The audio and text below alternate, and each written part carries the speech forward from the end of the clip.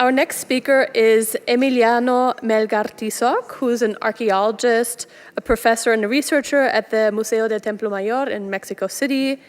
He's the author of numerous studies on ancient American lithic technology. He works in a lab where they're identifying indigenous toolkits and analyzing these materials, really shedding new light on these precious stones especially. And he received, for a publication he did with Reina Solis Ciriaco and José Luis Rovaca Basil, they received in 2011 the Teotihuacan Award for the 5th Teotihuacan Roundtable in Mexico. So welcome, Emiliano.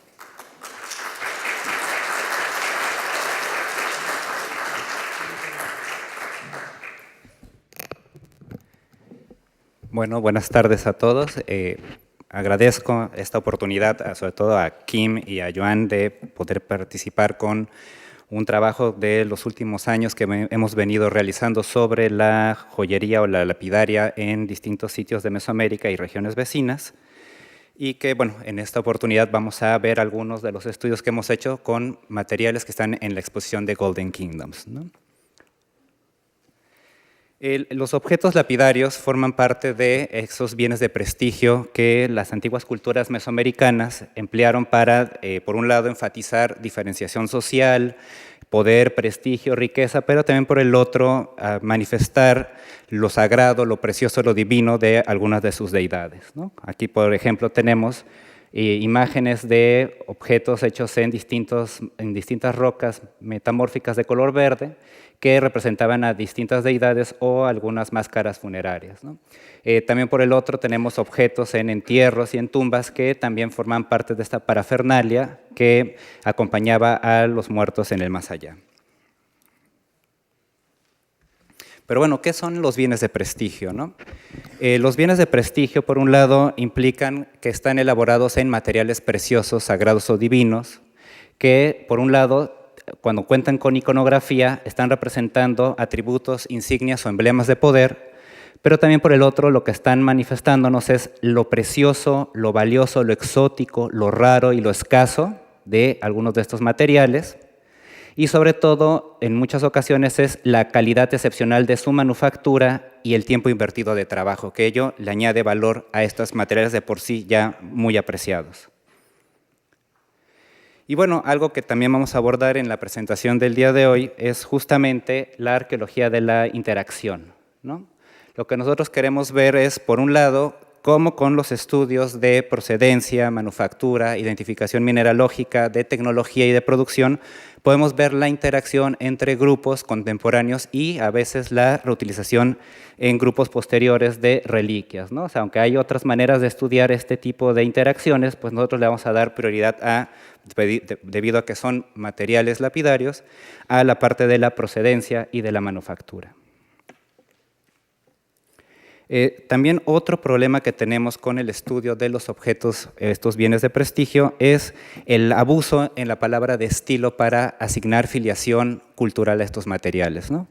Ya que, por ejemplo, cuando tienen que parece por morfología, iconografía o estética que parecen olmecas, esta es una máscara olmeca, porque esto se ve como lo teotihuacano, entonces es teotihuacano y así en lo mezcala, lo mixteco, lo maya.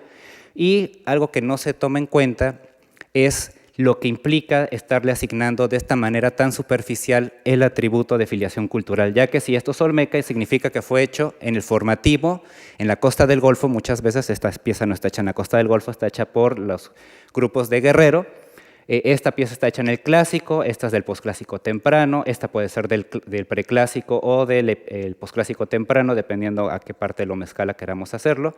Esta es pieza del clásico temprano tardío, también dependiendo qué atributos le quieran plantear. Y bueno, si tenemos esos problemas con estas piezas, también definir lo mexica tiene sus complicaciones, ¿no?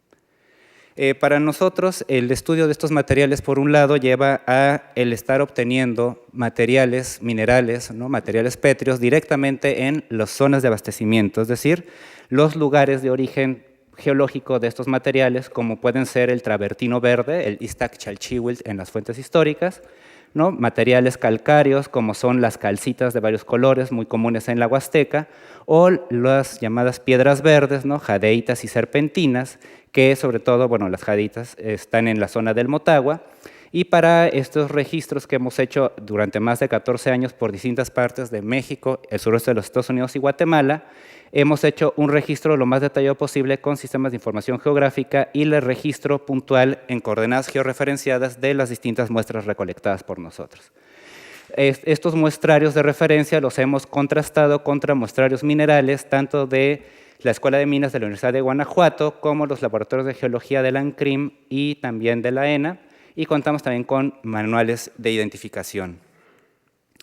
Pero obviamente lo más importante para nosotros es la caracterización mineralógica de estos materiales para, por un lado, cuando los comparamos con las piezas arqueológicas, poder tener la certeza de qué material pétreo estamos analizando, y por el otro, si es posible, identificar su procedencia, es decir, de qué mina, afloramiento o zona de abastecimiento geológico proceden estos materiales. Y para ello usamos, por ejemplo, la fluorescencia de luz ultravioleta, que es una técnica que se ha usado en varios museos de geología de México, Estados Unidos y Europa, por ejemplo.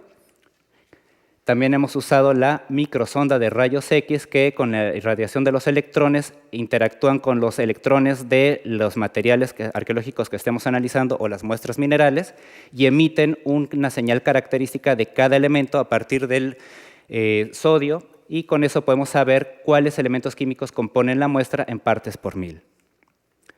Esto lo comparamos con el arreglo molecular, es decir, por un lado vemos los elementos químicos y por el otro los compuestos o las moléculas que lo conforman con la espectroscopía micro-Raman, que consiste en la irradiación con fotones de un láser rojo que excitan y hacen vibrar las moléculas que son detectadas con detectores de Raman y nos permiten saber de qué grupo mineral estamos hablando. Y bueno, para tener la certeza que los materiales que estamos analizando son los minerales y rocas que estamos considerando para las piezas arqueológicas a las que no podemos en general hacerles láminas delgadas o análisis destructivos, contamos con microscopio petrográfico y difractor de rayos X, donde en colaboración con la Universidad de Guanajuato tenemos la certeza de cuando estamos, por ejemplo, entre jadeitas o serpentinas de las muestras georreferenciadas por nosotros. También hemos hecho un registro lo más detallado posible de las características morfofuncionales y tipológicas con las distintas modificaciones que presentan los materiales, que a partir de estas modificaciones hemos reproducido las distintas huellas que presentan los materiales y con una cédula de identificación de todas las modificaciones que presentan los materiales para reproducirlos y comparar las huellas de manufactura entre las experimentales y las arqueológicas. Para los instrumentos que estamos empleando nos basamos en 3 fuentes de información principales, que son las fuentes históricas, los contextos arqueológicos y las propuestas de algunos investigadores, ¿no? Muchos, por ejemplo, plantean que se usó este llamado perforador de bombeo o el pumping drill, pero pues casi nadie lo ilustra, ¿no? Que, bueno, no lo ilustra en vivo, sino nada más con dibujos. Nosotros hemos probado, es muy bueno, pero a nivel arqueológico, al menos en Mesoamérica, no hay evidencias del empleo de este instrumento. Y bueno, también con algunas etnografías modernas que, bueno, desafortunadamente usan instrumentos de abrasivos modernos, pero nos dan una idea de algunas de las durezas o características de los materiales. Con base en eso, dependiendo de la modificación, hemos logrado emplear una enorme cantidad de instrumentos de trabajo de distinto origen geológico. Para caracterizar las huellas de manufactura, hacemos la traciología, en donde la observación de esas huellas se hace con microscopía óptica, con una cámara digital acoplada y con microscopía de electrones, ¿no? Siempre en los mismos aumentos y bajo los mismos parámetros y características para que podamos comparar entre colecciones y entre sitios. Debido a que la cámara de muestreo del microscopio electrónico no permite piezas de más de 5 centímetros cúbicos, es decir, por ejemplo, este cetro de serpiente con mosaico de turquesa no cabría en el microscopio de electrones, se desarrolló con el doctor Adrián Velázquez la técnica de la replicación de huellas de manufactura con una cinta de polímero especializada en reproducir microestructuralmente las huellas de manufactura. De esta manera podemos reproducir y copiar fidedignamente cualquier superficie o modificación presente en las piezas modernas o experimentales nuestras y las arqueológicas, y algo que tiene de ventaja es que evita el traslado del material, toda la burocracia que implica los permisos para el traslado de los mismos, pero hay una ventaja extra. Debido a que no son las piezas, podemos recubrirlas con iones de oro, llamado sputtering en la microscopía electrónica, y se pueden ingresar al microscopio de electrones. ¿Qué ventaja tiene eso? Es como comparar las huellas de manufactura en una televisión normal y la alta definición. el cubrirlas con iones de oro hace que veamos las huellas de manufactura en alta definición y eso es muy importante para la mejor caracterización de las huellas de manufactura por nosotros. Y para que vean el nivel de precisión que tiene el análisis de huellas de manufactura, aquí están los alcances y límites de la microscopía óptica. Por ejemplo, esta es una borde de 2 piezas de turquesa, en donde cortada con obsidiana y cortada con pedernal realmente es una moneda al aire, es echarse un volado para saber con cuál de ellas las piezas arqueológicas podrían haber sido cortadas, pero la microscopía de electrones nos muestra que, como si fuera la huella digital, cada instrumento de trabajo deja unos trazos muy característicos y diferenciables de sus similares en la microscopía óptica. De esta manera, de forma sistemática, comparamos entre piezas y los experimentos en la microscopía óptica y la microscopía de electrones y podemos reproducir e identificar con bastante precisión todas y cada una de las fases de manufactura de las piezas que estemos analizando y las hemos reproducido en muchas de estos objetos. Y bueno, esta metodología la hemos aplicado en muchísimas colecciones, les digo, no nada más de México, también de Guatemala, Estados Unidos y en Ecuador y Perú, ¿no? Y aquí se ven algunos de los integrantes del taller pues analizando piezas emblemáticas de Mesoamérica.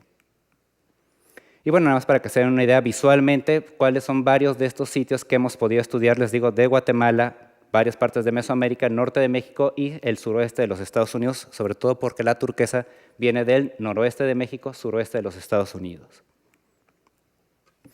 Y bueno, les voy a mostrar 4 estudios de caso de estos resultados recientes que hemos estado obteniendo con esta metodología de análisis.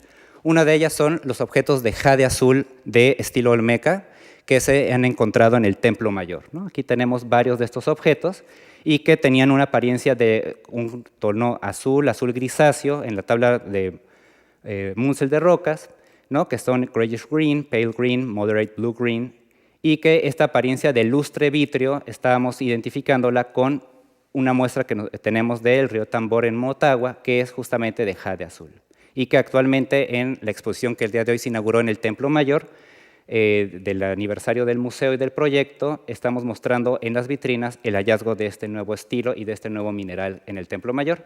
Pero ¿cómo podemos confirmar que es jade o jadeita azul? Con la microscopía, con la espectroscopía micro-Raman, lo que tenemos es justamente este tipo de espectro que comparado contra un jade azul del Motagua, una serpentina o un cuarzo, siempre que sean jadeitas van a tener estos 3 picos de los enlaces de aluminio-silicio, silicio-sodio y que nos indican que son aluminosilicatos ricos en sodio, que esa es la fórmula química de las jadeitas. Pero algo muy importante, sabemos que es un jade azul, una jadeita de color azul, pero ¿de qué estilo? Al compararlo con objetos mesoamericanos, encontramos que en nuestro banco de datos se parece a varios objetos que hemos analizado, varios de ellos con contexto de estilo olmeca y del formativo. Y aquí podemos ver los trazos de manufactura que coinciden de las piezas del Templo Mayor con objetos de este estilo olmeca. Por el otro lado, también tenemos el poder identificar manufacturas locales de las foráneas, ¿no?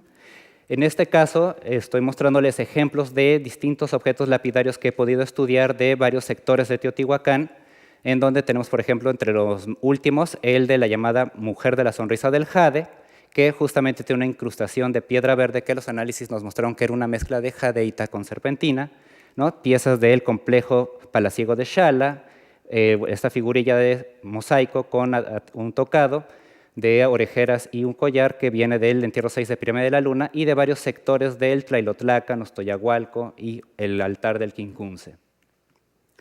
Lo que nos están mostrando los análisis que hicimos es que, por un lado, encontramos que varias de las piezas están hechas en jadeita, pero ya no es el jade azul que vimos en el caso del Templo Mayor, sino muchas de ellas, el color verde esmeralda o el verde manzano, estaban teniendo la composición de aluminosilicato rico en sodio, y en el caso de que eran color verde imperial, tienen el incremento en el cromo, ¿no? Que ese es justamente el que le está dando ese color. Y en cambio, las piezas arqueológicas son diferentes a si fueran cuarzos verdes o serpentinas. En el caso del micro-Raman pudimos ver que estas piezas nuevamente, pero contra un jade imperial, no contra un jade azul, tienen el mismo comportamiento y podemos distinguirlos de las moléculas de un jade verde, digo una serpentina o un cuarzo verde. En cambio, el caso de las serpentinas no son aluminosilicatos ricos en sodio. Las serpentinas son unas rocas metamórficas, silicatos ricos en magnesio. El sodio prácticamente es inexistente y el aluminio es muy bajo. Podemos ver nuestras comparaciones, no se parece a un cuarzo, no se parece a la jadeíta. Y también tuvimos otro material verde que se está mezclando con estos objetos, que es el cuarzo verde, y que es un óxido de sílice y no se parece a las jadeitas o a las serpentinas, ¿no? Algo muy interesante es que, aunque pudimos diferenciar entre los distintos materiales pétreos verdes, la manufactura de ellos es distinta.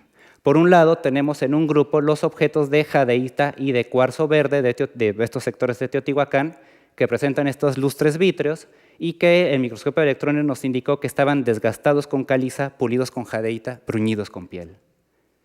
En el caso de los cortes, estaban todas estas piezas cortadas con obsidiana y, les digo, pulidas con jadeíta, bruñidas con piel, y es muy diferente a pulir con arena o pulir con pedernal. En contraste, los objetos de serpentina, al igual que los de travertino y pirita, e incluso los de pizarra, presentan otro tipo de acabados, otro tipo de desgastes, y el microscopio de electrones nos muestra que estos objetos están desgastados con andesita, cortados con pedernal, incisos con pedernal, pulidos con pedernal, es decir, las tradiciones tecnológicas totalmente diferentes entre jadeitas, cuarzos verdes con estos materiales en estos contextos teotihuacanos analizados, ¿no? Ahí podemos ver nuevamente en el caso de los objetos, y algo muy interesante es que, por ejemplo, en el caso de esta figurilla de serpentina que vieron, la manufactura de la figurilla en sí es igual a las de otros objetos de estilo teotihuacano, pero el collar y las orejeras que tiene, al igual que la de la dama de la sonrisa de jade, tienen la manufactura de los objetos del área maya, y vamos a ver por qué. En el área maya, por ejemplo, tenemos que existen estos desgastadores de caliza y los pulidores de jadeíta, mientras que en contextos de Teotihuacán, como en Xala y Teopancasco, que he colaborado con la doctora Linda Manzanilla, se han recuperado lajas de andesita, pulidores de pedernal e instrumentos de pedernal. Es decir, al menos en estos contextos podemos saber cuándo tenemos los materiales de manufactura local frente a los de manufactura foránea. Y sobre todo decimos manufactura foránea porque en la cadena operativa o la secuencia de elaboración de estos objetos, el paso inicial, que es desgastar, y uno de los pasos finales, que es pulir, no existen esos instrumentos de trabajo en contextos teotihuacanos. ¿Y cómo sabemos que son mayas? Pues los hemos comparado también, aparte de que tenemos esos instrumentos de trabajo, hemos tenido la posibilidad de analizar muchísimas colecciones de clásico temprano, que es cuando es contemporáneo de Teotihuacán, y clásico tardío, con materiales del área maya, ¿no? Sobre todo con Tikal y con otros sitios de esta llamada Ruta Real del Jade, y sabemos que las piezas de Teotihuacán, estas que son de origen foráneo, sí vienen del área maya, del Petén Central, pero tenemos que se parecen mucho a las piezas de sitios como Tikal o sus aliados, y no tenemos piezas de Canul o el reino de Calakmul, que trabajan de otra manera. Y aquí, por ejemplo, tenemos cómo en los distintos materiales identificados las modificaciones son diferentes frente a la jadeíta y el cuarzo verde, que asumimos que son de la tradición maya. Algo muy interesante es que este patrón no nada más se presenta en Teotihuacán. Nuevamente en el Templo Mayor, y les digo, está en exhibición en esta exposición que se inauguró el día de hoy, también mostramos que las piezas del llamado verde imperial y el verde manzano del Templo Mayor, tenemos piezas con iconografía del área maya, sobre todo estas tres, y algunos objetos geométricos que es muy difícil decir de qué estilo son estas piezas, pero su manufactura es igual a estas piezas y son idénticas a las de tradición de lapidaria maya.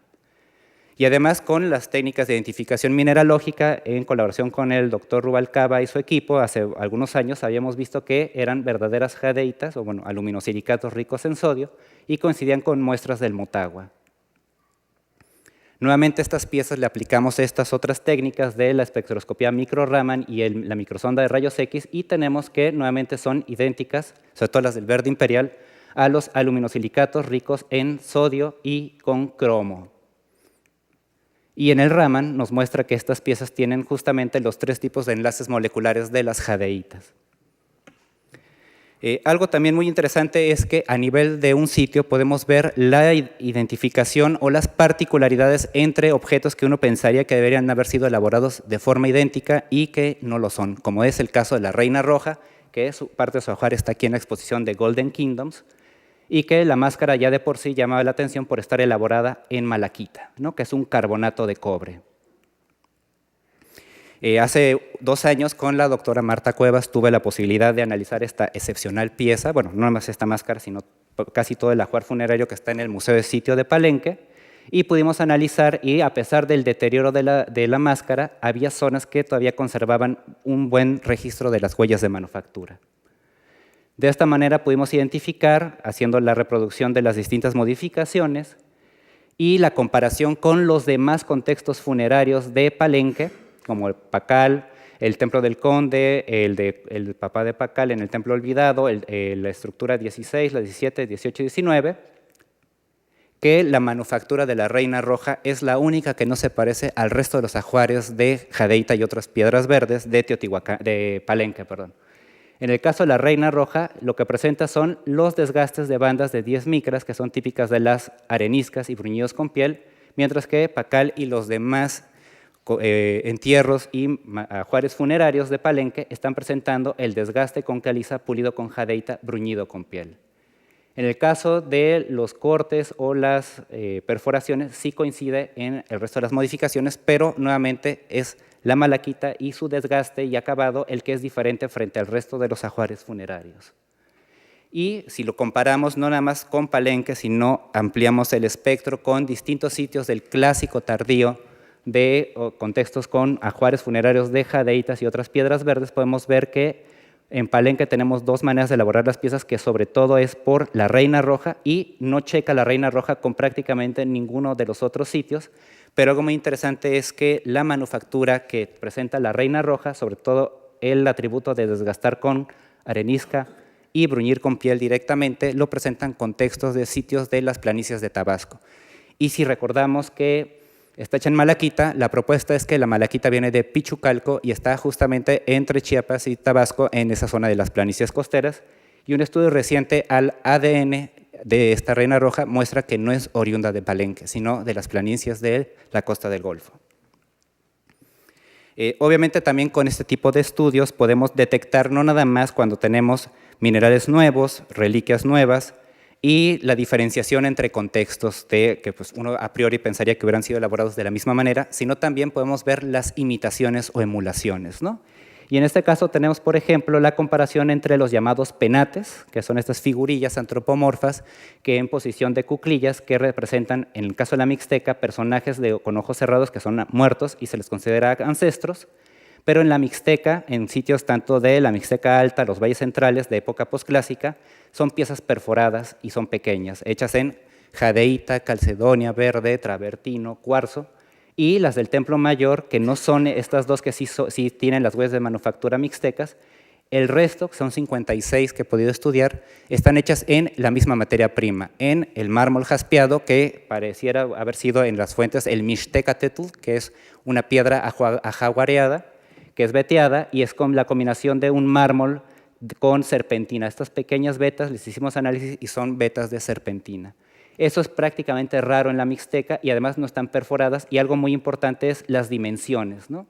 Las del Templo Mayor tenemos que miden 15, 20 o como esta, casi 40 centímetros, y los de cientos de objetos de la Mixteca que hemos estudiado no superan los 8 centímetros. Entonces, el tamaño, las representaciones, las dimensiones, las deidades nos están indicando una diferencia, pero además la tecnología. Aquí las están perforando, les hacen diseños semicirculares incisos, y en el caso del Templo Mayor es con cortes o incisiones directas con lascas de obsidiana de forma circular, no con semicírculos.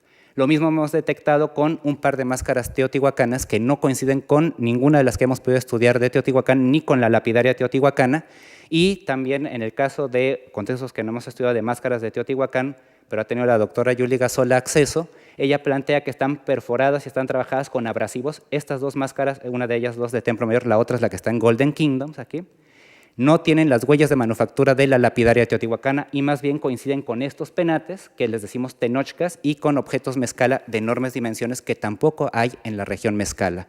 Por lo tanto, son emulaciones mexicas de estilos foráneos. Y es importante destacar esto porque, al igual que en el caso de la cerámica, si bien hay objetos que son oriundos de donde se supone que vienen, como son la costa de Chiapas y Guatemala o la zona teotihuacana, es decir, reliquias o piezas foráneas, también hay imitaciones, ¿no?, del fine orange, de las cholultecas o del falso plumbate. en el Templo Mayor. Si eso sucede con las cerámicas, con análisis de activación neutrónica, ¿por qué no va a pasar con la lapidaria o con otros materiales? Y también no nada más tenemos la imitación o emulación de estilos, también de materiales, ¿no? En una de las ofrendas del Templo Mayor se encontraron varias decenas de collares de cuentas de color azul que a simple vista parecieran de turquesa, pero en realidad son cerámicas pintadas de azul. Y lo que están imitando son verdaderos collares de turquesa. Y en las fuentes históricas se nos habla que había entre los lapidarios quienes sabían imitar materiales que no eran de buena calidad o eran falsas piedras y las hacían pasar por piedras o materiales pétreos de alta calidad.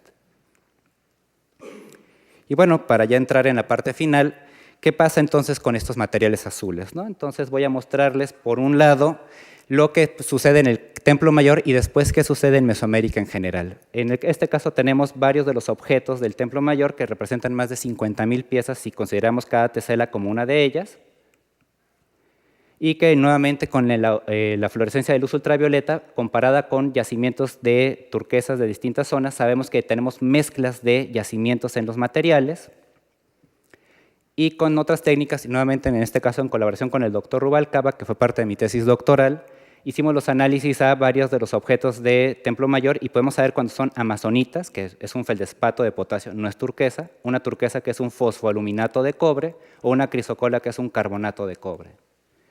Y de esta manera, por ejemplo, el disco que aquí está en exhibición en Golden Kingdoms, le hicimos a más de 300 piezas el análisis de composición y podemos ver que atraviesa varios de los yacimientos que hay tanto en el noroeste de México como en el suroeste de los Estados Unidos. Y algo muy importante, se supone o se asume, muchos colegas dicen que los mosaicos de turquesa en el posclásico están hechos por los mixtecos.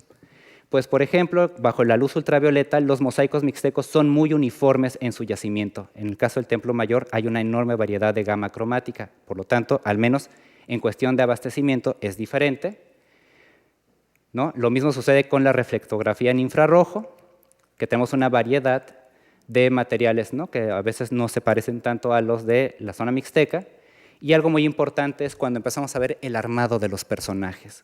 En el caso de los contextos mosaicos de turquesa con contexto arqueológico, podemos ver que los personajes, su rostro está hecho en una sola pieza, los cuerpos son en una sola pieza, los brazos y piernas en general son en forma de chevrón, sin importar que estén desarmados o articulados estos mosaicos, y los del Templo Mayor, sin excepción, están hechos con 2 placas o 2 teselas o incrustaciones los rostros, ¿no? De esta manera podemos ver que, y la otra, en los del Templo Mayor, que ustedes lo pueden ver aquí en la exposición, el cuerpo no está hecho en una sola pieza, los brazos y piernas no tienen forma de chevrón, todos los de la Mixteca y en el caso de la tumba 7 de Monte Albán, sin excepción, están elaborando los mosaicos de esta manera, ¿no? Rostros completos, cuerpo de tronco completo, brazos y piernas en forma de chevrón. En Templo Mayor no tenemos eso. Aquí podemos verlos en cuerpo completo, las diferencias. Y bueno, ya vimos que al menos visualmente no parecen estar hechos en la Mixteca. Ahora vamos a ver qué sucede con las turquesas a lo largo del tiempo. A pesar de que se plantea que las turquesas son solamente exclusivas del posclásico de su gran boom, las turquesas aparecen en el formativo medio en Mesoamérica, en la tumba de Chiapa de Corzo, por ejemplo, que he tenido la posibilidad de estudiar. Y aquí son algunos ejemplos de los materiales que hemos podido analizar visualmente para que vean la variedad de materiales de Mesoamérica, en donde hemos podido confirmar en todos los casos, o en la gran mayoría de ellos, que son fosfoaluminatos de cobre, por el fósforo, aluminio y el cobre, y que son diferentes, por ejemplo, al segundo mineral azul que sí aparece en Mesoamérica, pero casi no se emplea, que es la amazonita, el feldespato de potasio, ¿no? Y nuevamente en esta exposición, les digo, de Templo Mayor, tenemos la única cuenta de amazonita hallada en el Templo Mayor que coincide justamente con un feldespato de potasio, ¿no? Y que solamente es muy interesante los yacimientos de origen. Se supone que en México nada más tenemos el registro en Peñoles, Chihuahua, y hay muchos yacimientos aquí en Estados Unidos, en el suroeste, en Colorado, y sobre todo de los más famosos es Teller County. Pero para poder nosotros no nada más saber la composición y el origen geológico de los materiales, también vimos la manufactura. Y lo comparamos contra colecciones del suroeste de Estados Unidos, para poder ver si las piezas no nada más geológicamente vienen del noroeste de México y suroeste de los Estados Unidos, sino también si su manufactura ya vienen hechos desde acá, para ir hacia Mesoamérica, ¿no? Y acá visualmente son varios de los objetos y los talleres de turquesa. Y algo muy interesante fue que encontramos una enorme variabilidad tecnológica y algunas de las piezas coinciden con la manufactura del suroeste de los Estados Unidos, noroeste de México, en el caso mesoamericano. Por un lado tenemos también la posibilidad de identificar materiales foráneos en sitios mesoamericanos desde las partes nortes de México, como son estos objetos que son de la cultura chalchihuites, que están desgastados con riolita, pulidos con pedernal, y en Monte Albán contemporáneo a estos sitios de chalchihuites tenemos solamente las piezas de turquesa, tienen estas huellas de manufactura. El resto de la lapidaria de Monte Albán en época zapoteca se trabaja con basalto y arena, es decir, estas piezas, con el doctor Ernesto González Licón, que en paz descanse, propusimos que venían ya elaboradas desde la zona de Zacatecas. Pero algo muy interesante sucede hacia los contextos posclásicos como Tula y Tenochtitlan. En vez de tener la manufactura de las piezas de Zacatecas o el norte de México, tenemos estas huellas de arenisca y piel, corte con obsidiana, perforado con pedernal, que coincide con varios contextos del suroeste de los Estados Unidos y el noroeste de México, ¿no? Podemos ver las distintas huellas de manufactura. Y con eso podemos ver, por un lado, que los objetos, tanto el disco de turquesa de Tula como los objetos más antiguos del Templo Mayor, tienen huellas de este tipo de manufactura. Pero, en cambio, otro disco del Templo Mayor, que es el disco de la ofrenda 48, presenta huellas ya no de arenisca, sino de basalto y pulido con pedernal, corte con obsidiana, que es típico de objetos de la Mixteca. Aquí podemos ver varios de estos mosaicos de turquesa de la Mixteca.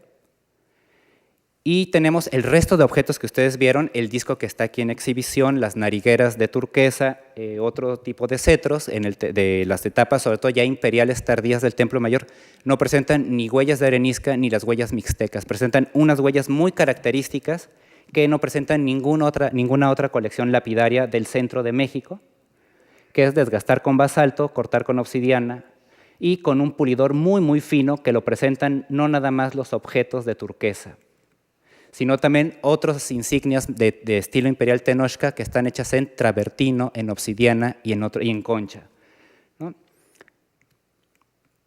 Y si a ello le sumamos que tenemos las mismas representaciones de estos objetos en lapidaria y en concha, porque en las fuentes históricas los artesanos de la concha son parte de los lapidarios, por ejemplo en Sahagún, y la reproducción de las mismas insignias en distintos materiales, ya no nada más pétreos, sino hasta en pedernal y en maderas, es lo que se llama esqueuomorfismo, y además la particularidad de las formas y la restricción de su distribución solamente exclusivos, a veces no solo en el recinto sagrado, sino incluso en el Hueyteocalli o el templo principal frente a los edificios aledaños, nos está hablando de producciones muy particulares y específicas que no comparten. Hemos comparado contra Tlatelolco, la ciudad gemela, Texcoco, su principal aliado, o la zona de Xochimilco, de donde se supone que venían los lapidarios, y no hay este tipo de objetos.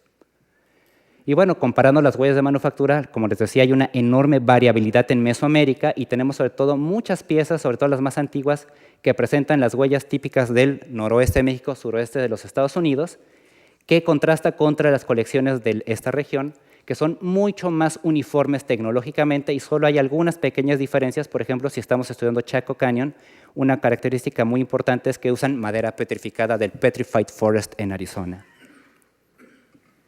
Ahora, la pregunta es, ¿por qué piezas de turquesa en Mesoamérica tienen las huellas del noroeste de México, el suroeste de los Estados Unidos? Pues si uno ve las piezas de los distintos talleres, tanto del norte de México como del suroeste de los Estados Unidos, vemos que hay estas llamadas turquoise flakes o turquoise blanks, que son preformas que nada más yo al principio pensaba que estaban deteriorados los bordes, pero estudiando aquí las colecciones vi que estaban en excelente estado, solo tienen ambas caras desgastadas y los bordes no los tienen trabajados. ¿Por qué? Porque eso se le destina al consumidor final que decida la forma de los mosaicos que quiere elaborar. Por eso las superficies y los acabados son los que comparten con el noroeste de México, el suroeste de los Estados Unidos y el resto de modificaciones ya son mucho más mesoamericanas. Y bueno, este tipo de metodología no nada más la hemos aplicado, como les dije, a contextos mesoamericanos o del suroeste, sino también lo hemos hecho en contextos del área andina, como Chavín de Huántar, la necrópolis de Ancón Miramar, entre otros contextos. Y bueno, para concluir, ¿qué podemos tener en este tipo de estudios detallados tanto de la mineralogía, la procedencia, la manufactura y la filiación cultural a través de los estilos tecnológicos? Por un lado, podemos ver que los minerales azules y verdes fueron de los más valorados, ¿no? En el caso de estudios muy puntuales, pudimos detectar, entre otras cosas, entre nuevos minerales y estilos, el llamado azul olmeca en objetos del Templo Mayor. Podemos distinguir la manufactura local y foránea en colecciones como Teotihuacán, para el caso de lo maya. También podemos ver la diferenciación particular de algunos objetos, como en el caso de Palenque y la Reina Roja, que además creemos nosotros con la doctora Marta Cuevas que es parte quizás de su manera de manifestar su identidad o diferenciación frente al resto de la corte palencana. Tenemos también la posibilidad de identificar materiales y estilos que están imitados o emulados. También hemos podido ver que hay verdadera turquesa, es fosfoaluminato de cobre en contextos tanto del Templo Mayor como de otros sitios, que vienen del noroeste de México, suroeste de los Estados Unidos. En el armado de los mosaicos de turquesa de la tradición mixteca Puebla, podemos ver que son muy diferentes al armado del mosaico que aquí está en exhibición, y que las tecnologías para el caso de la turquesa del Templo Mayor nos muestra que tenemos al menos tres formas, unas similares al norte de México, sureste de los Estados Unidos, un trofeo de guerra mixteco y el estilo imperial Tenochca, ¿no? Y algo muy interesante es que se había planteado, bueno, Phil Weigand, que en paz descanse también, había planteado que la turquesa cultural se manifestaba, eran otros minerales azules que se empleaban en sustitución de la turquesa verdadera, y ponía como en primer lugar la crisocola. En las colecciones mesoamericanas nos mostró que la crisocola no es la principal o el principal sustituto, es la amazonita.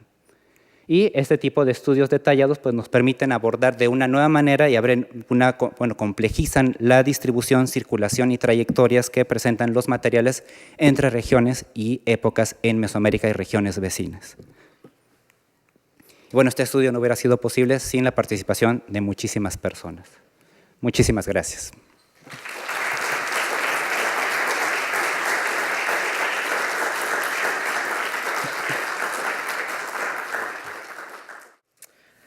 And now to our last speaker of the afternoon, Leonardo Lopez Lujan. He is a senior researcher at INA and the director of the Templo Mayor project in Mexico City. And this is one of the most important archaeological projects in Mexico, perhaps the most important archaeological project in Mexico. He's also worked at Teotihuacan and is one of the most prolific scholars I know, writing on Aztec art and archaeology, Teotihuacan, the history of archaeology in Mexico, etc. And he's received numerous awards, including from INA, the Alfonso Casa Award in 1998 and 2016, a Guggenheim Fellowship in 2000, and a research award from the Shanghai Archaeological Forum in 2015. Adelante.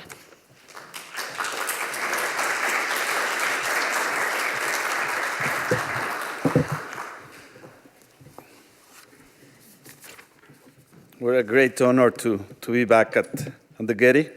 Great pleasure to be here again. Let me change my glasses. I'm losing my sight. It is a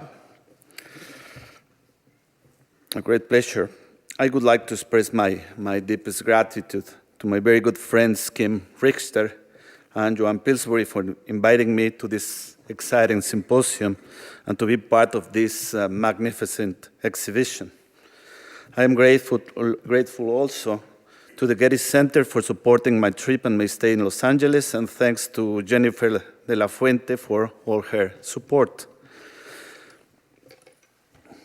When a Spanish conquistador, Hernán Cortés, and his men arrived in the capital of the Mexica Empire in November 1519, they were given rooms in the former houses of Achayacatl, a luxurious residence opposite Moctezuma's own palace. Shortly after they had settled in, they had a stroke of luck, for they noticed that one of the walls bore traces of an opening that had been a doorway recently been sealed off and freshly plastered. Of course, they didn't hesitate to break through the wall and to force their way into the room that was called the Teucalco, where the treasure inherited by the Mexica emperor from his ancestor was kept. In the words of eyewitness Bernal Diaz, I quote, Cortés and some of his captains went in first, and they saw such a numbers of jewels and slabs and plates of gold and greenstone beads and other riches that they were quite carried away and didn't know what to say about such wealth, unquote. In the end, it took 3 days and the participation of numerous goldsmiths brought from Azcapotzalco to brutally strip off all the gold that adorned weapons, insignia, and ornaments crafted out of lavish feathers, fine woods, precious stones, and other materials that the conquerors dismissed as worthless. In this way, they obtained 3 mounds of gold worth of 600,000 pesos that were immediately melted down. From the resulting booty, Cortés set aside a 5th part for the kingdoms of Spain, another for himself. Then he gave 80 pesos to each man riding a horse and 60 pesos to each foot soldier. No one was satisfied with this ridiculously low sum. In fact, some refused to receive such paltry compensation that had nothing to do with their tremendous efforts in the undertaking of the conquest of Mexico. This well-known passage of history highlights Cortés's unfair treatment of his fellow Spaniards, while it also reveals that the gold concentrated in the imperial coffers of Tenochtitlan was not as abundant as one might imagine. This fact becomes even more patent if we take into account the enormous riches amassed by the Spaniards during the conquest of Peru. For example, the treasure of Cajamarca taken by Francisco Pizarro's army during the capture of Atahualpa was equivalent to more than 1,300,000 pesos, and the treasure of Cusco worth almost 600,000 pesos. The first of these fortunes, after discounting the royal fifth, was enough to pay each soldier a sum 100-fold more than what Cortés had distributed, which led Gonzalo Fernández de Oviedo to declare, I quote, all of the Cortés business seemed like night compared to the clarity that we saw when it came to the riches of the South Sea, unquote. How can such obvious contrasts be explained between the Mexica and Inca worlds? The answer is quite simple. In the first place, we should point out that Mexico is a country poor in gold, especially compared to Colombia, Ecuador, Peru, and Bolivia. In the second place, we should bear in mind that the states of Mexico riches in gold are in the northern regions of the country. In third place, metallurgy was introduced at a relatively late date in Mesoamerica. And in the fourth place, gold processing based on copper, lead, silver, or zinc sulfide was never developed in pre-Columbian times through techniques such as advanced pyrometallurgical casting or chemical processing. As a result, the Mesoamerican peoples were limited to exploiting the prized metal in its native and pure state. That said, gold was used in modest amount, which is why it never assumed the same economic, social, political, and religious status enjoyed by other sumptuary materials, such as brightly colored feathers and blue-green metamorphic stones. This reality is clear in the iconography, history, poetry, and metaphoric language. Archaeology teaches us a similar lesson. In the specific case of Tenochtitlan, the gold that comes down to us is glaringly scarce. Excavations carried out from 1948 to 2017 in the archaeological zone in the Templo Mayor or Great Temple have yielded the surprising figure of 207 offerings concentrated in only 1.8 hectares. However, only 14 of these offerings contain gold artifacts. Of these ritual deposits, 310 complete pieces of gold have been recovered, all of them of small dimensions.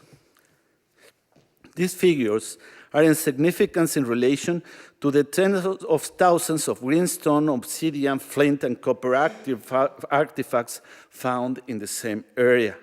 Furthermore, the total weight of the gold artifact discovered in the Templo Mayor comes to a mere 627 grams, which seems minor when compared to the 2.4 kilos from Sachila's tomb 1 and 2, the 3.5 kilos from the Monte Alban tomb 7, and the 6 kilos from the Veracruz fisherman treasures, and the 7 kilos from the sacred well in Chichen Itza, especially if one considers the power and dimensions of the Mexica Empire.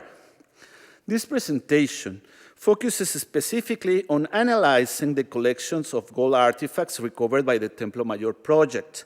We will deal with several aspects that we regard as of primary significance, including chemical compositions, provenance and circulation of the raw material, the manufacturing techniques to produce the artifacts, and the ritual consumption.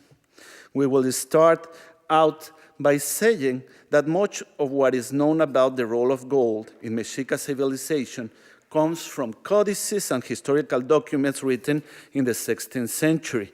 In pre-Hispanic times, native gold was obtained in placers, in other words, in sandy deposits accumulated at the bends of rivers and streams. Gold nuggets and particles of pure metal are deposited in these beds when they become dislodged by erosion and are carried down by water currents from quartz veins in the mountains. Díaz del Castillo tells us that the indigenous people collected the gold there, I quote, with some gourds, and that they washed the earth so that the tiny bits of gold sank to the bottom. According to what Moctezuma himself told Cortés, the main placers were found within the empire in Sozolan, Toxtepec, and Malinaltepec, and another was beyond the southern border of the empire in the lands of the Chinantla. All of these sources were exploited by the local peoples who sent the gold to Tenochtitlan. 9 provinces paid gold in tribute to the Mexica Empire, and almost all of them were conquered from the reign of the first Moctezuma, in other words, from AD 1440 to 1469. These provinces were to the northeast, east, south, southeast, and on the modern-day border with Guatemala. Some of them had gold-bearing placers within their territories or had neighbors who possessed them. Other provinces instead had to resort to trade with more distant towns to be able to fulfill their tax obligations. According to the Codex Mendoza, gold shipments not only consisted of the raw material, but also of semi-processed products as well as finished pieces. An example of the first category would be dust brought in gourds. Gold tablets and discs would fall into the category of semi-processed products. Finally, finished pieces included diadems, headbands, shields, strands of round beads, and bells, as well as lip plugs embellished with amber or beryl. In addition to these obligations that had to be paid on a regular basis, were tribute payments demanded by Tenochtitlan for special occasions. These were collected in conjunction with major political or religious events, such as the funerals of sovereigns, the coronation of their successors, or the consecrations of enlargements of the Templo Mayor. Obviously, gold also reached the imperial capital through trade. Friar Bernardino de Sahagún mentioned this metal could be acquired at the market in Tlatelolco since the beginning of the 15th century. It was sold in nuggets of gold or gold dust in the calamos of duck feathers. It was also traded as processed pieces in the form of rings, nose plugs, bangles, sashes, and garlands. Gold, both as gold dust or in discs, was transformed in Tenochtitlan by full-time specialists who commanded the highest levels of expertise. Many of them worked in the royal palace, where they were fed and closely guarded. Their atelier were in the Totocalli or beer house, next to the workshop of the feather workers and lapidary stone artisans, with whom they often worked jointly. There, the wool workers were supplied with all of the materials and tools they required. But if they committed any mistakes in the commission they were entrusted to fulfill, they were severely punished and sometimes even banished. Apart from the imperial palace workers, there were others of supreme skill who lived in the neighboring city of Azcapotzalco. Díaz del Castillo referred to them as the silversmith of the great Moctezuma, which give us some insight into the direct connection between this group of specialists with the royal house of Tenochtitlan, despite the 7 miles separating the two cities. Historical sources help us reconstruct the chaîne opératoire of Mexica gold working, in other words, the succession of steps in production in which tools and movement were syntactically imbricated to transform the material. On the one hand, sources refer to the activities of the Teocuitlapitzque. True experts in the lost wax casting technique was described in much greater detail. In closed workshops, they melted the gold on small stoves, employing small tubes to stoke the fire and green branches to remove the scoria. Then, the work of Teocuitlazozonque, who hammered the nuggets to transform them into thin sheets. Generally working in the open air, they created all sorts of objects with this sheet metal, which they cut, perforated, embossed, and engraved. The product of these operative chains was a wide array of sumptuary and prestige items. We should clarify that these pieces were made of gold, but mostly with gold, because many of them were combined with precious stones, woods, feathers, ceramics, or textiles. What is certain is that almost all of them have been conceived to be worn of the body as garment or jewelry, to be held in the hands as insignia or weaponry, or else to be displayed as part of elite household goods or images in a state veneration. These objects were accumulated in imperial palaces, in the treasury mentioned earlier of the Teocalco, in the storerooms of the Petlacalco, in the armories of the Tlacoxcalco, and in the artisans' workshops in the Totocalli. From there, the sovereign accessed them for his personal use and to give them as prestigious gifts to the nobility, high-ranking warriors, and distinguished visitors. These luxury pieces were also given to ambassadors to take to leaders of allied, subjugated, or independent lands. They were also turned over to merchants who used them as a means of exchange on their long-distance expeditions, and were also given to priests to bury them in funerary or votive offerings in the temples. Now let's turn to what archaeology and material sciences tell us about Mexica gold.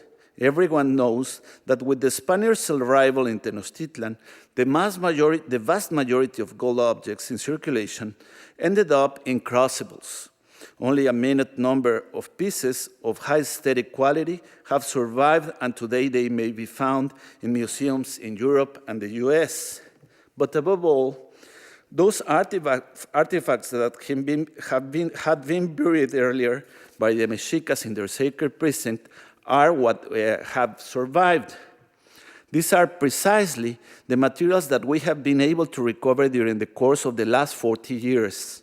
And thanks to a detailed field record, it has been possible to document each piece in context, which has made it possible to shed light on important questions regarding chronology, function, and meaning. We repeat that so far 16 offerings have been found to contain gold objects. Of this small group, 10 offerings were found in the Templo Mayor, marked on this map in yellow. 5 more, marked in red, were in front of the main facade of this pyramid and around the monolith of the earth goddess Tlaltecuhtli. And an additional offering, marked blue, was discovered at the entrance to the House of Eagles. Of these 16 offerings, 7 were buried by the Mexicas at plaza level, 7 more on the pyramid platform, and the remaining 2 in the interior of Huitzilopochtli's chapel that crowned the summit. With regard to the dual symbolic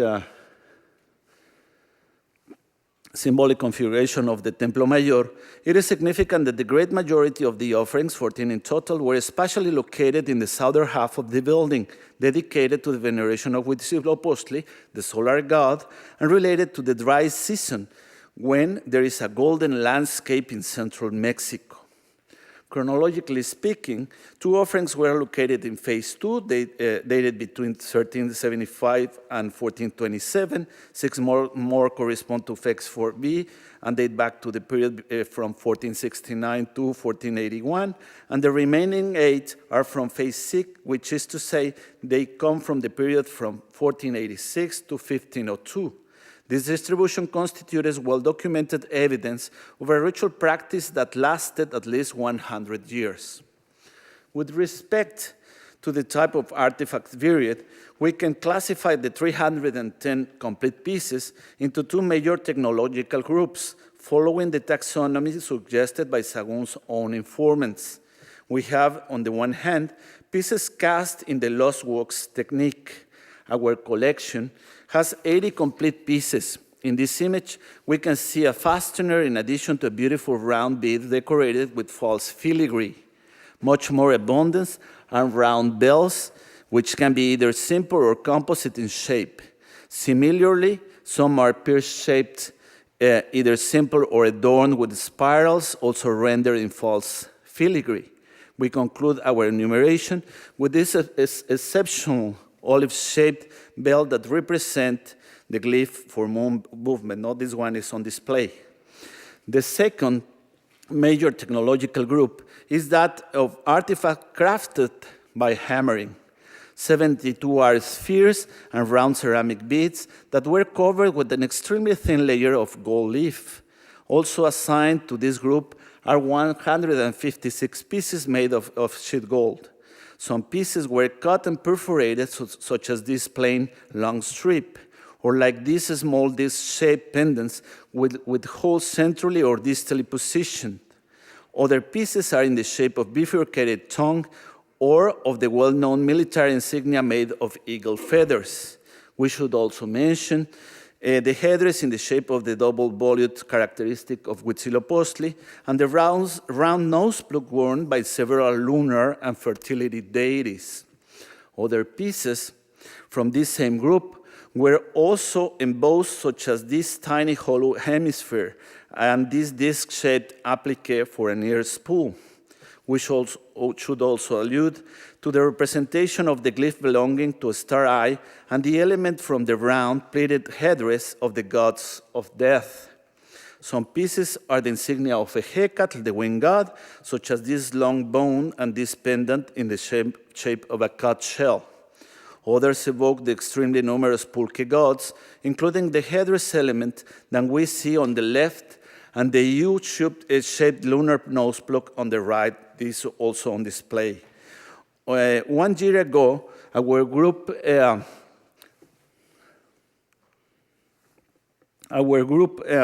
of hammered objects ended with the 2 rectangular ear ornaments of the pulque god and 2 strange folded sheet metal clasps.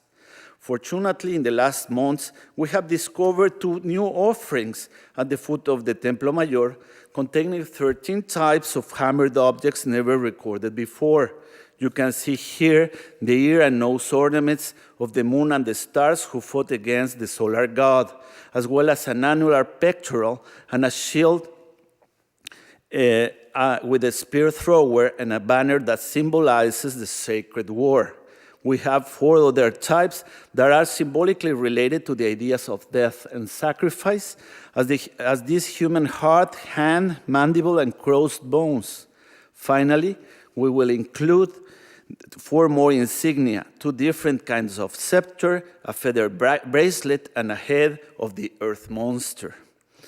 The function and meaning of many of these gold artifacts remain clear when we examine the archaeological context in which they were found. In this regard, 139 pieces form part of votive offerings, while 145 were placed in funerary deposits. We should clarify that votive offerings were buried in stone boxes to honor the deities of the Templo Mayor. 12 of these offerings, marked here in yellow, contained pieces of gold. Some served as miniature insignia that were affixed on sacrificial flint knives. These insignia contributed to linking the knives to specific deities. For example, the pieces of gold in the shape of a bone, a conch shell, and a conch shell identified the two knives as the wind god Ehecatl. In an analogous case, the round gold bells combined with round obsidian staffs identified the knife with a warrior. Similarly, plated rosettes were hung from two knives to transform them into images of divinities of death. The bifurcated pendants were used to characterize four knives as Huitzilopochtli, the patron god of the Mexicas. And these recently found earplugs and pear-shaped bells on display here at the Getty are the insignia of the moon goddess Coyolxauhqui.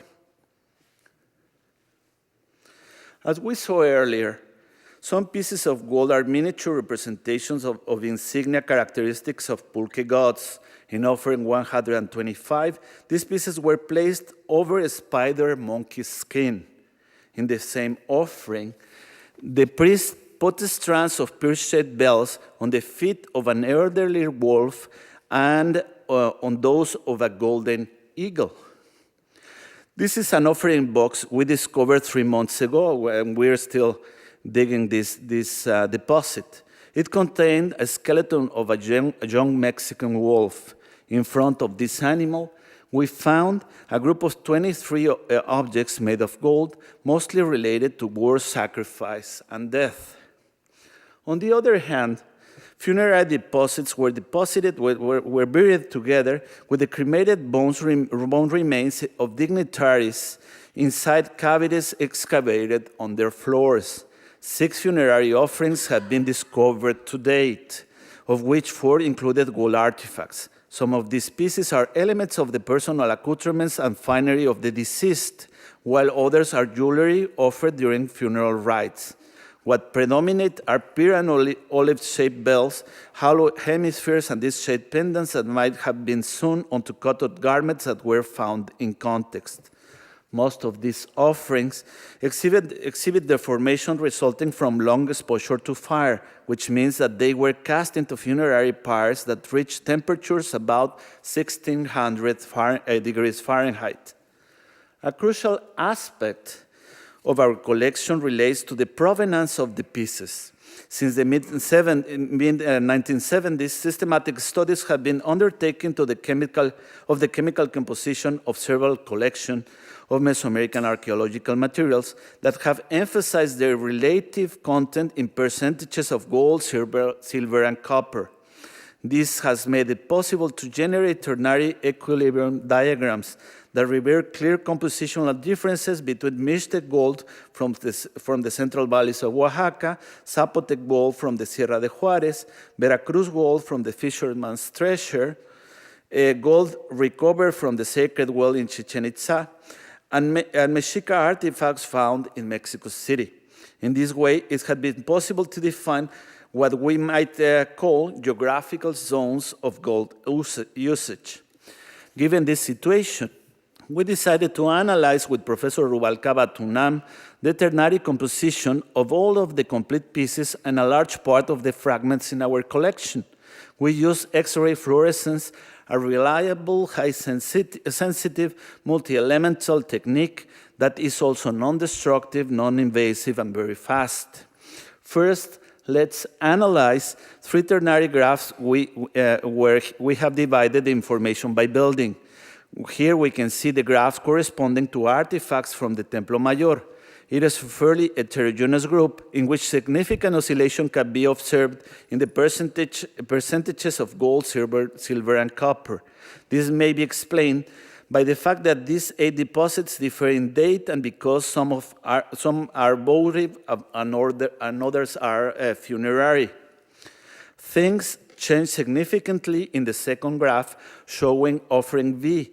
In this funerary deposit from the House of Eagles, we can see a more compact group of artifacts with important oscillations in the percentages of gold and silver, but always with minimal copper content.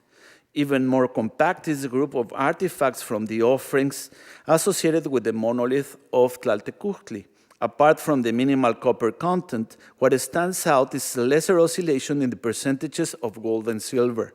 This may be explained by the fact that the three offerings are contiguous and were buried simultaneously, so the gold artifacts could have been created in the same workshop. Now, we move onto a new ternary graph. Here, the data are divided chronologically. The few gold artifacts that date to the end of the 14th century are marked in red. This was when Acamapichtli, Huitzilopochtli, and Chimalpopoca governed a humble Tenochtitlan, still dependent on Azcapotzalco. The numerous artifacts dating to the second half of the 15th century are marked in blue. This was a time when Axayacat successfully consolidated an independent state on the path of expansion. Finally, the artifacts from the beginning of the 16th century are indicated in green to show the reign of Ahuizotl, the sovereign who expanded the frontiers of the empire to the modern-day border with Guatemala. In general terms, we see a process of standardization not only in chemical composition but also in shapes and sizes. This might have obeyed the fact that the most recent pieces were processed in specific workshops, perhaps only those of the Imperial Palace and those of Azcapotzalco. We would like to conclude this presentation with the graph on the geographic zones of gold use. Here we can clearly see the artifacts from Chichen Itza, which come mainly from Costa Rica and Panama, with extremely high percentages of gold. Mixtec artifacts from Oaxaca with high percentages of silver. The artifacts from the Fisherman's Treasure with a high percentage of copper, and the Zapotec artifact from the Sierra de Juarez with the highest percentage of copper. Tenochtitlan's gold stands apart from the rest for having lower percentages of copper. This conclusion is of major importance because over the years there has been a tendency to claim that the gold from Tenochtitlan is identical to Mixtec gold in terms of chemical composition. This is incorrect. Furthermore, we have been able to confirm that the gold artifacts buried in Mexica funerary context are highly different in form and style from those recovered from Mixtec tombs. What's more, the artifacts buried in Tenochtitlan differ in shape and style from those of the Mixtecs and also appear exclusively in codices from the Basin of Mexico. As a result, we can conclude that the gold pieces from the sacred precinct of Tenochtitlan seem to have been produced locally, whether on the island itself or in Azcapotzalco. This allows us to formulate an idea of a fully Mexica technological, symbolic, and artistic style in the production of gold work. Thank you very much.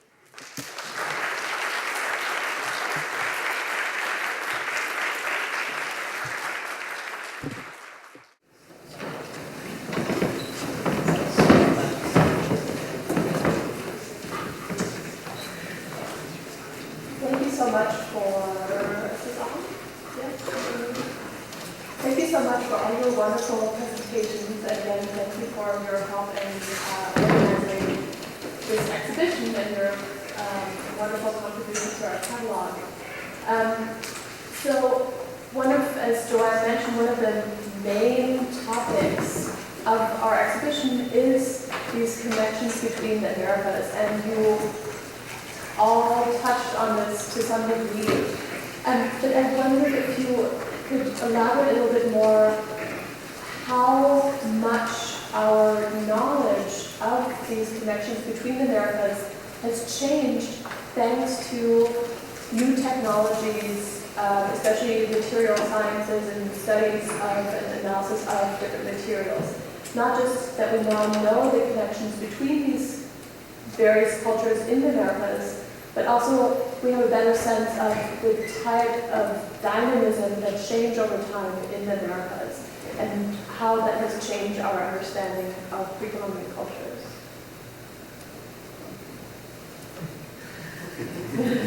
Es complejo. Es complejo, sí. Hay que hacerlo Sí.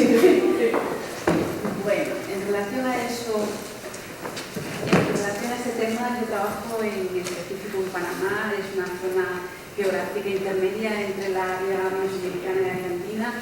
Durante muchísimo tiempo se ha dicho que las sociedades de la región intermedia, Baja Centroamérica y colombiana, era una zona que había evolucionado de una forma más o menos aislada con el resto del continente. Sin embargo, por lo que nosotros hemos podido ver desde nuestras investigaciones en el Cairo, hay algunas cosas que son realmente sorprendentes. Y me refiero, por ejemplo, a algunas similitudes que tenemos con Ariamoche, algo que no es muy extraño, no debería ser extraño porque tenemos una proximidad geográfica importante entre el área Moche y el área ismeña. Y también pues, hemos visto cosas como lo que ha presentado de las ofrendas en el cenote de Chichén Itzá, de objetos del istmo de Panamá que se encuentran allá. Evidentemente, no podemos decir que ese área intermedia sea algo que haya vivido de forma aislada al resto del continente, y sí, por supuesto, creo que si examinamos al detalle algunas cosas, encontramos conexiones importantes entre estas culturas. Uh-huh. Sí. ¿Alguien más? Well, the new data that we could obtain doing this crossing info from material sciences and archaeology and archaeometry could allow us new info, and not in a simplistic way, to understand the interaction among among the different regions in Mesoamerica and the neighboring areas.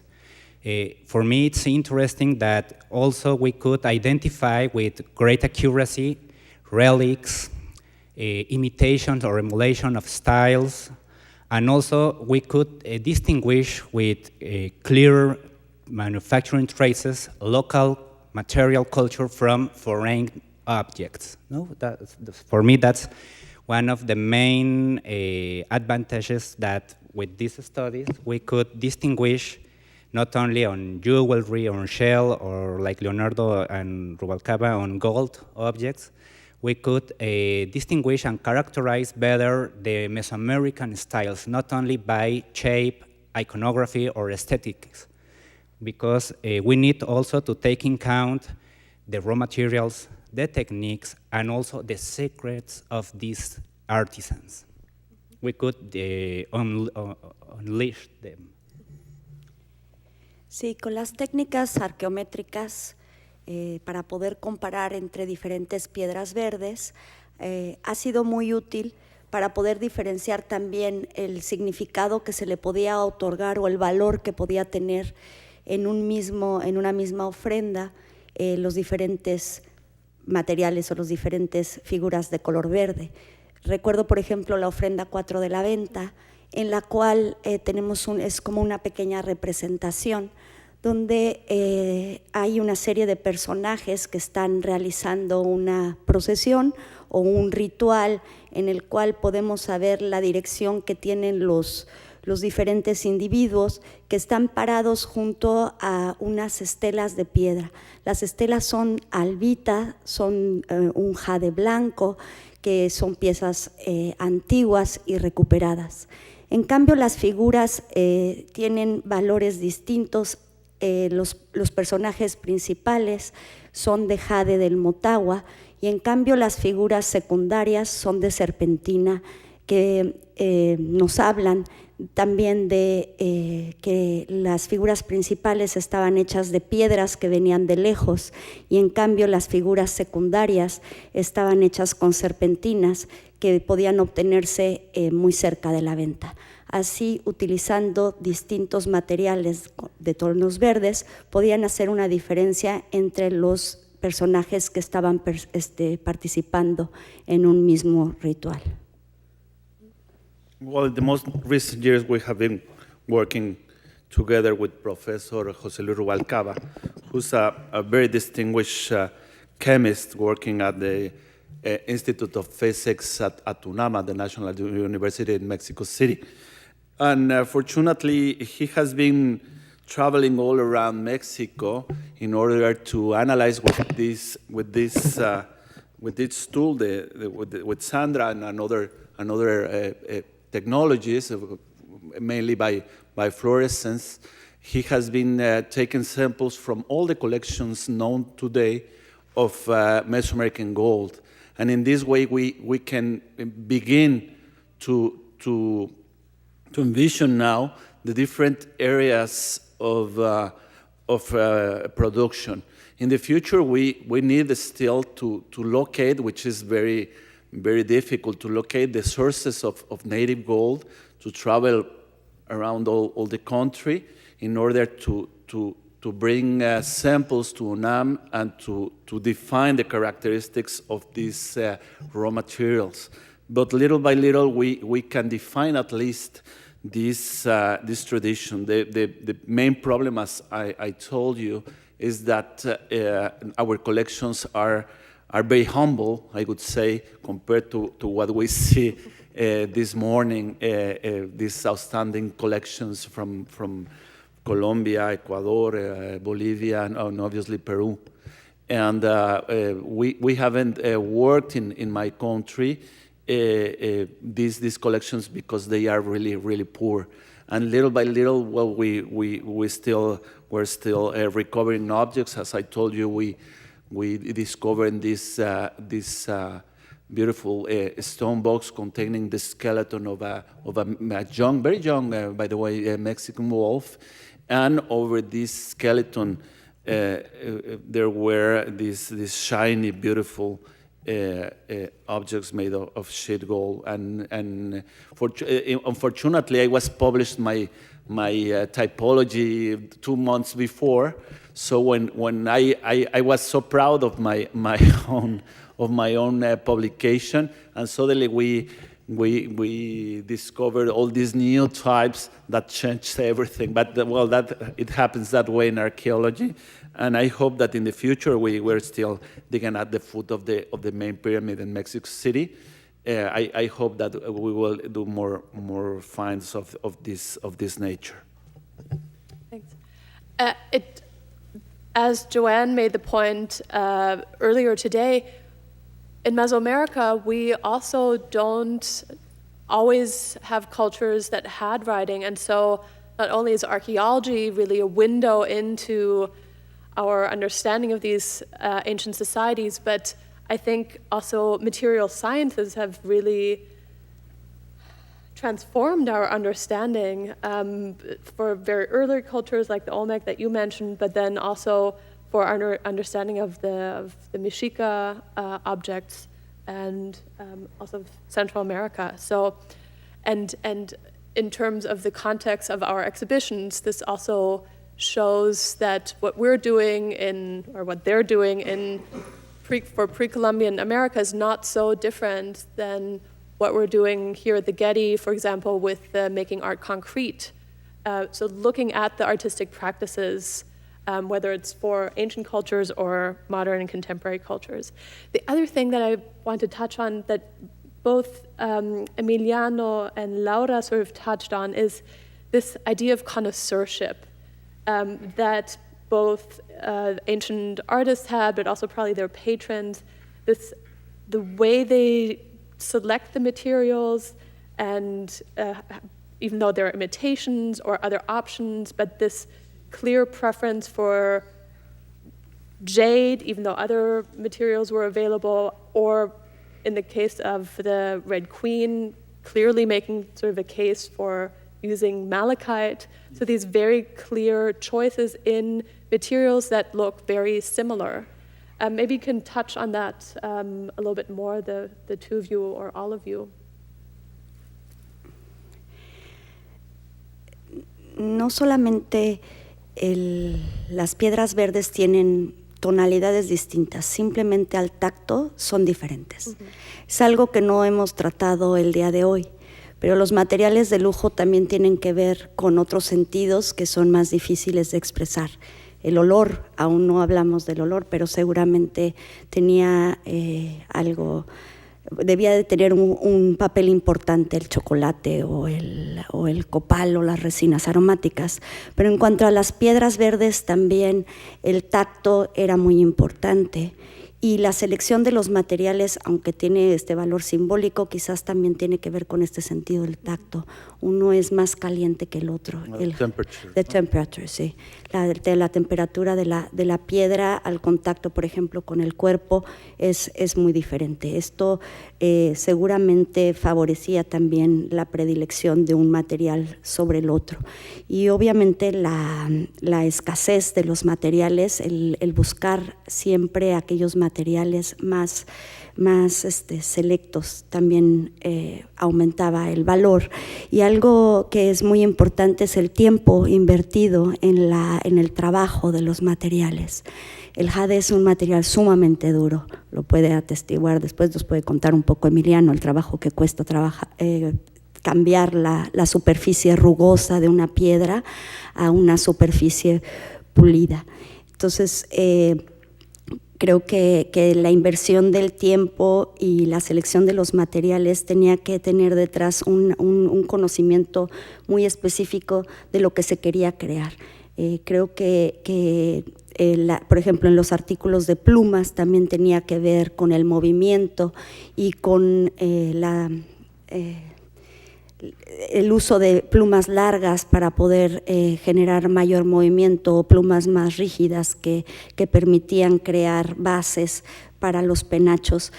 Todo este conocimiento que tenía que tener los artesanos era también algo que debía de apreciarse porque no cualquiera podía hacerlo y no cualquiera podía tenerlo. Bueno, algo muy interesante al realizar la parte experimental es que algunos materiales pétreos emiten, bueno, no emiten, sino es perceptible sus olores, por ejemplo, ¿no?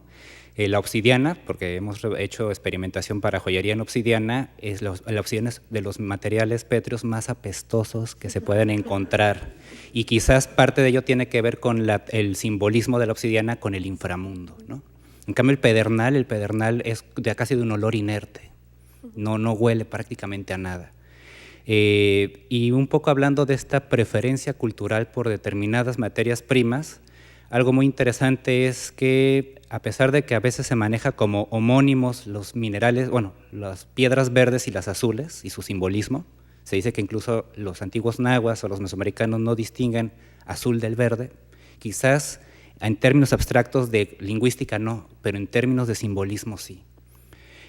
Por ejemplo, si uno ve la expresión material y simbólica de los adornos, la joyería o las insignias y emblemas elaboradas en distintos materiales verdes, sobre todo jadeitas, serpentinas, están representando, en el caso de los nahuas, chalchihuites, atributos de deidades pluviales, telúricas, terrestres, el maíz e incluso representaciones de deidades como Tlaloc o Chalchiutlicue.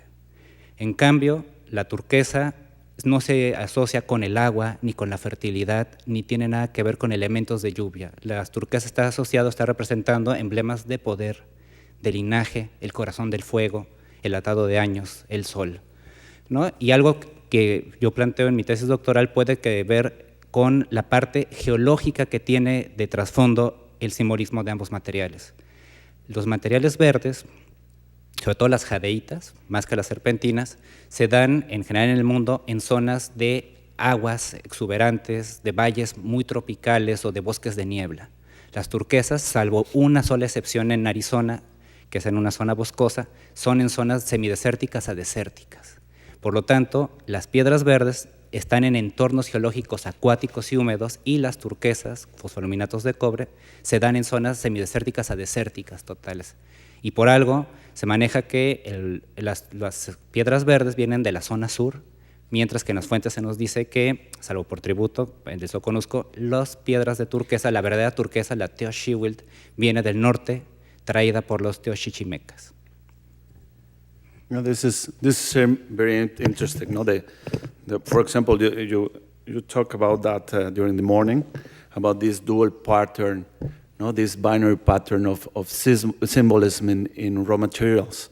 And as for the metals, we can mention the duality, not gold and silver as it happens in South America, in the Andes, but in this case, among the Mexica, we have another duality, which is gold related, obviously, to the heavens, to the sun god, to the dry season, and on the other hand, we don't have silver, but copper, which is blue-green, and is related to the underworld, to the rainy season, and to the rain deities.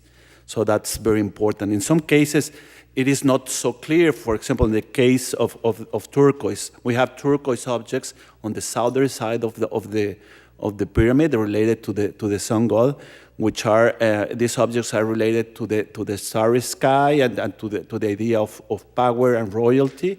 But we have also turquoise objects on the northern half of the building in context related to child sacrifice, children's sacrifice, and to the rain gods. For example, we have Emiliano showed us an offering 48, which is an incredible deposit, ritual deposit, related to a huge drought that took place in 1454, and we have in that case this blue-green object. So it's quite interesting, and there are some other cases. For example, Emiliano also mentioned the duality of flint related to, obviously, to fire, to the heavens, and the obsidian, not connected with the underworld, night, and so on. And in case of smells, we have on one side inside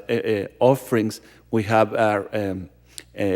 copal balls. That means balls made of resin, which are really smelly, really pleasant, no, as a smell. And on the other side, we have rubber balls, which are connected, no, this blackish smog, no, which is connected with the underworld, with this place, no, related with Mictlantecutli, which is stinky. No, so we have always these pairs of symbolism related to the raw materials, and we can continue. But I leave you the word. Well, I'm sorry. I have a question that I'm going to just reserve for the end, so we have time for a few questions from the audience. And please wait for the microphone to come to you if you have a question.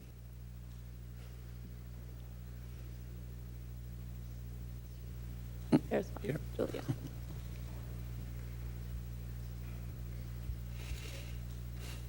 I have a question for Mayo. Is it okay if I ask in English?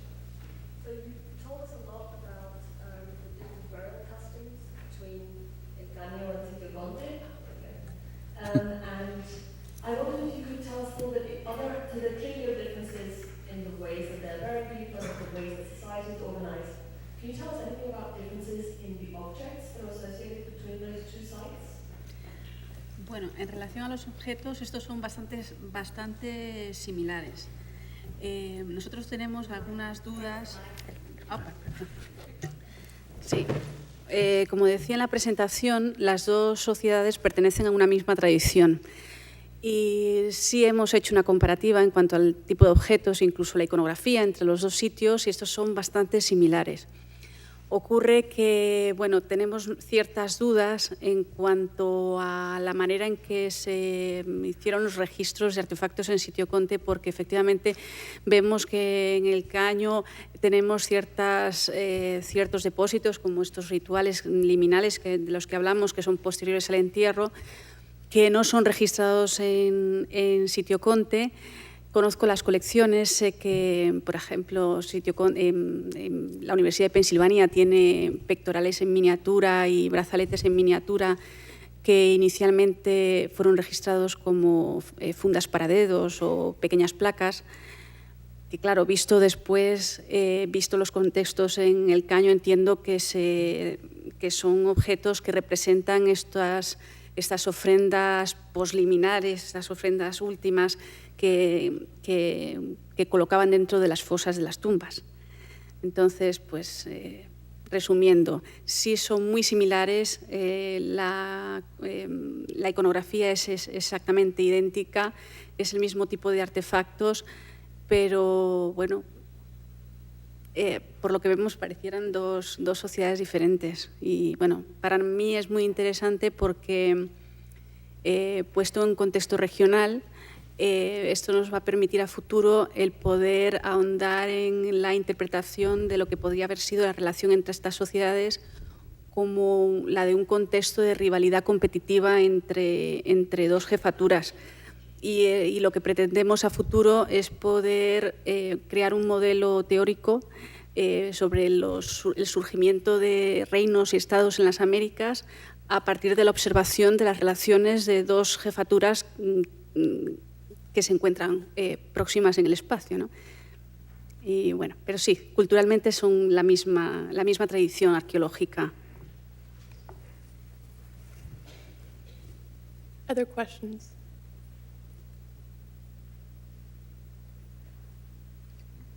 Well, then I have one more. You want No, to say after you. something? After Okay, you. I have one more, and that is, why does all this matter? This. This is Cecilia's question always. She would always ask, why does all this matter? Especially in this context where we have Pacific Standard Time, LA. There are 80 exhibitions on modern contemporary art. We are one of 2 exhibitions that deal with pre-Columbian art, and why should that even matter? Why does this matter? And this is something I also wrestle with sometimes with my students, to make them hopefully make them understand that the study of pre-Columbian art and cultures is important. But I would just like to hear your reasonings, and you probably have a very different perspective, especially in Mexico, where there is such a close relationship and such respect, and the pre-Columbian cultures are so important. But what would you say to an audience here in the United States, in Los Angeles, why the study of these pre-Columbian cultures matters?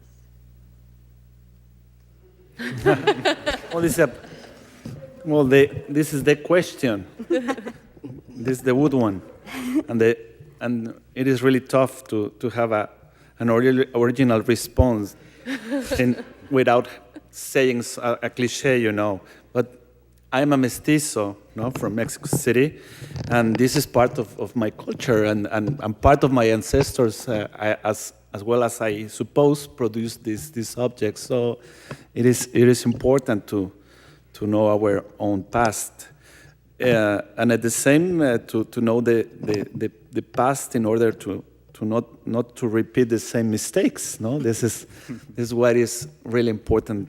The past. And I don't know.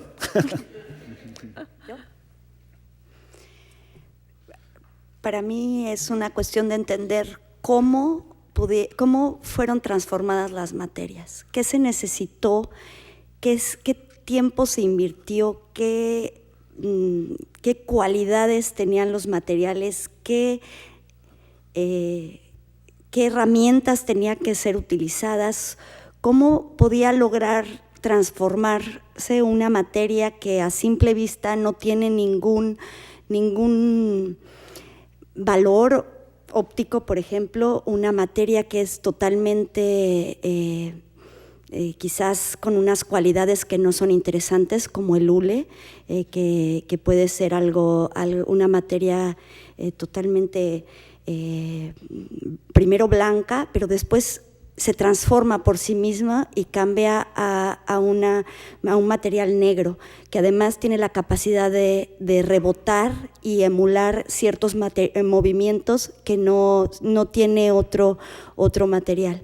Entonces, el poder entender cómo fue la transformación tecnológica, por ejemplo, que permitió el ir realizando cada vez objetos más complejos, simplemente eso siempre me ha maravillado y creo que puede maravillar a cualquiera. I'm actually also very interested to hear from you, Julia, because the relationship or the significance of pre-Columbian cultures in Panama, it has a very different status than it has in Mexico City, or Mexico City in Mexico. And I'm curious, from the Panamanian perspective, is there sort of a lot of regard for it, or is there support for your types of projects? ¿Quieres que te hable de mi experiencia? De tu experiencia. Oh my God, es Adelante. terrible. Bueno, la verdad es que Panamá es un país muy joven, muy pequeño y con muy poca experiencia en cuestiones de patrimonio y conservación. Por más de, bueno, son 100 años. La única institución que hizo arqueología en Panamá fue el Instituto Smithsonian de Investigaciones Tropicales. Ellos fueron los que me abrieron la puerta con una beca postdoctoral a regresar a un país donde yo había nacido, porque yo soy panameña de nacimiento, aunque mi familia es española. Y entonces me dieron la oportunidad de viajar a Panamá y a emprender esta investigación en el Valle de Río Grande. Y después de esto, pues la experiencia fue terrible porque, claro, me encontré en un país donde, aparte del Instituto Smithsonian, no existe una academia o programas de investigaciones arqueológicas. Bueno, yo tuve que ingeniármela para poder conseguir fondos con National Geographic. Tuve la suerte de conocer a Elsa Redmond, que es la esposa de Charles Spencer. Él trabaja en el Departamento de Antropología del Museo de Historia Natural en Nueva York.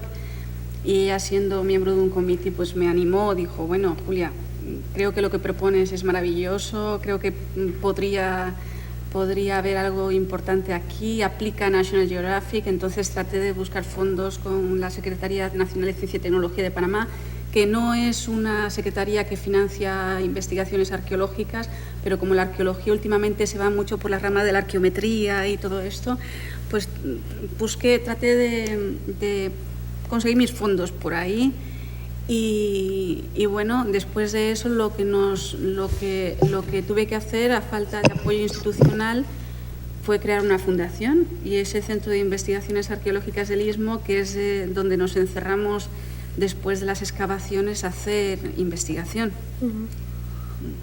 Pero bueno, creo que es el conseguir que Panamá haga de su arqueología algo útil para el conocimiento de la arqueología americana, o que se posicione en la arqueología americana, es algo que tomará tiempo, pero se hará. Yo voy a estar ahí haciendo todo lo posible. Luchando. Bueno, y por eso tu proyecto es tan importante, porque... Bueno, yo la verdad es que a mí me apasiona lo que hago. El Caño es un sitio espectacular. Han visto esas imágenes de las tumbas, de estos entierros, y realmente creo que soy una privilegiada el poder hacer lo que hago. Cada día lo entiendo el sitio mejor, y eso hace que sea más interesante, ¿no? Uh-huh. Porque hace unos años no sabíamos lo que teníamos entre manos, todo nos parecía un montón de cosas sin sentido, y bueno, se ha convertido en un sitio muy interesante, y espero que cada vez más interesante. Y que la gente de Panamá puede ir y a visitar, y vas a abrir un nuevo museo allá. Bueno, estamos tratando para difundir esa información. Sí, ¿no? Vamos a recuperar una casita de campo que construyó dentro del yacimiento, cerca del sitio donde estamos excavando, Reina Torres de Araúz, que fue una arqueóloga panameña que falleció en los 80, pero que fue la que creó el Parque Arqueológico El Caño y la que construyó el Museo Reina Torres de Araúz. Y bueno, estamos tratando de recuperar esta pequeña estructura para hacer de esto un museo y un punto desde el cual poder poner en valor el impresionante patrimonio del Caño. Sí, poco a poco. I just want to say that, well, as for my team working in Mexico City, I have a small team. We are 25 people working in downtown Mexico City. And we receive students from all over the world, from the US, obviously, from Japan, from France, from Italy. But half of the team are natives from southern Mexico, from Oaxaca. They are Zapotecs from the Sierra de Juarez. And they say that this is, excavating at the foot of the Great Temple, they say that this is their revenge because they were conquered in the 15th century by the Mexica. So they are very, very happy to uncover their offerings and beer, as you can imagine. No? And I just want to say thanks to Kim Richter and to Joan Pillsbury because they are so generous. They invited us to be part of this huge project. They organized with the Getty, with the Metropolitan Museum in New York, and we are proud of being part of such a magnificent exhibition because they managed to conform, to organize this multinational team with professionals from our countries and Latin America and with the United States. We're very proud of this very, very productive and strong and powerful collaboration between not only Mexico, but the whole subcontinent and the United States. We're really happy. We had a long time ago a very nice experience here at the Getty with Claire Lyons and John Paul when they organized the Aztec Pantheon here at the Getty Villa. And this was a great pleasure, and we are ready for the next exhibition. Thank you. I'm ready to do Maybe I ask you to give them a big applause.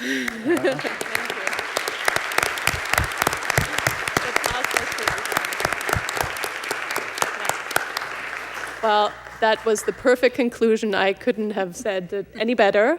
And thank you for coming. And please join us tomorrow for the second day of this marathon event. Have a good evening.